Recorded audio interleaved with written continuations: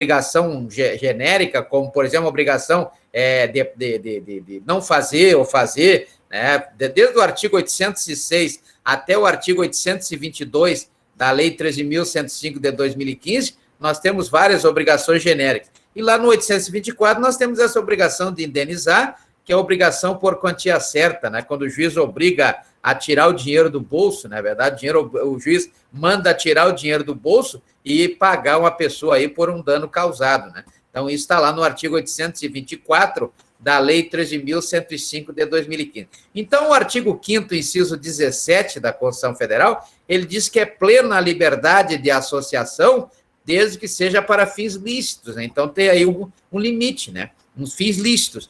Logicamente que é proibido a qualquer pessoa aquela associação de caráter paramilitar, né? Como já tivemos aí vários eventos, né? De ter gente tentando aí montar um exército paralelo, né? Isso é proibido, na verdade, isso é proibido. Então, livre associação, inclusive para o servidor público, para o agente público, como prevê o artigo 37, lá no inciso 6º, né? Artigo 37, inciso 6º da Constituição Federal, plena liberdade de associação para fins lícitos, vedado, logicamente, de caráter paramilitar, né? Então, não pode.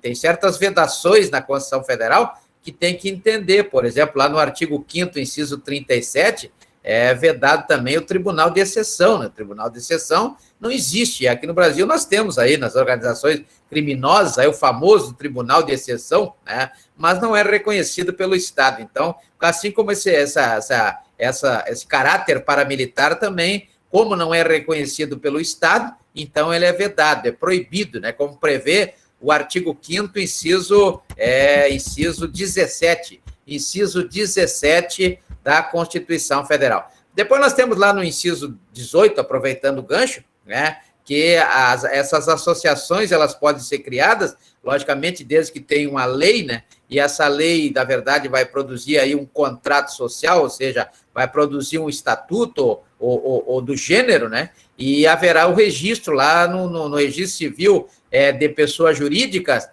como prevê o artigo 114, da Lei 6.015 de 73. Que lei é essa 6.015 de 73?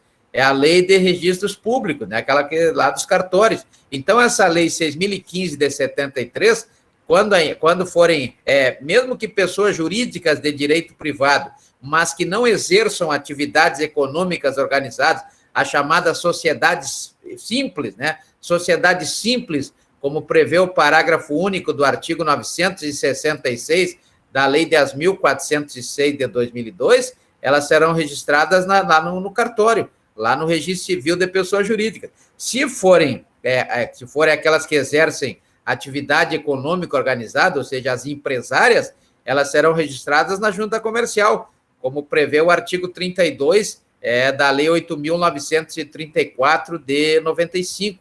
Não, 94. 8.934 de 94.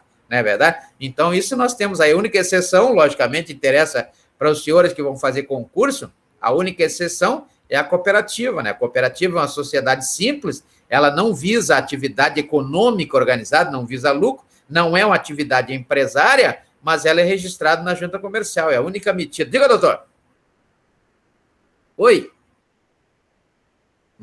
Então, foi. Então, nós temos aí no artigo 5º, inciso 18, que a criação das associações vai seguir uma lei, né? E as das cooperativas também, como eu falei, as cooperativas, elas são registradas na junta comercial e as associações são registradas no registro civil de pessoas jurídicas. Não podemos esquecer disso, não é verdade? As associações, o registro está lá no artigo 114 da Lei 6.015 de 73, e as cooperativas está no artigo 32 da Lei 8.934 de 94, né? Logicamente que isso aí tudo independe de autorização. Então, para criar uma associação, uma cooperativa, não precisa de autorização do poder público, não precisa de autorização das administrações públicas, né? Inclusive, o próprio inciso 18 proíbe, né? Proíbe a interferência estatal, proíbe a interferência estatal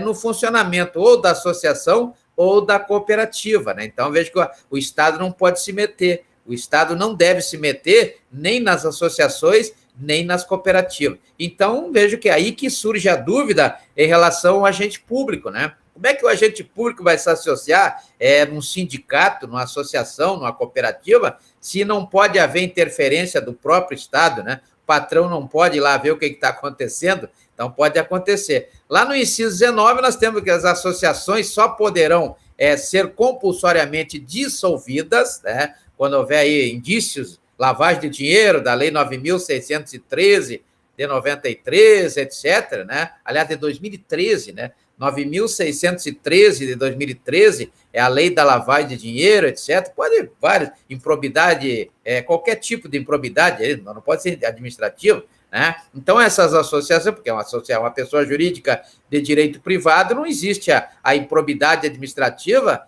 lá da Lei 8.429 de 92, né? Então, vejo que elas poderão ser dissolvidas ou ter as atividades suspensas por um determinado tempo somente por interferência do Poder Judiciário. Somente o Poder Judiciário é que poderá dissolver uma associação, uma cooperativa, né? E, então, nesse caso, é perfeitamente aceitável que o agente público possa, então, ser sócio dessas entidades. Logicamente que isso só poderá haver essa dissolução ou essa suspensão depois do trânsito em julgado, lá nos termos do artigo 502 da Lei 13.105 de 2015. O que é trânsito em julgado? Na verdade, esse trânsito em julgado é uma situação que muitas pessoas não têm certas dúvidas, né? Então, lá no artigo 502 da Lei 13.105 de 2015, traz aí a questão do trânsito em julgado, quando não cabe mais recurso, né? Depois do trânsito em julgado, aí cabe a rescisão da sentença, né? A sentença ou rescisão desse trânsito em julgado, como prevê lá no artigo 966 da Lei 13.105 de 2015, né? O artigo 631, aliás, 621 lá do Código de Processo Penal, quando transita em julgado a sentença criminal, etc., rescindir a sentença,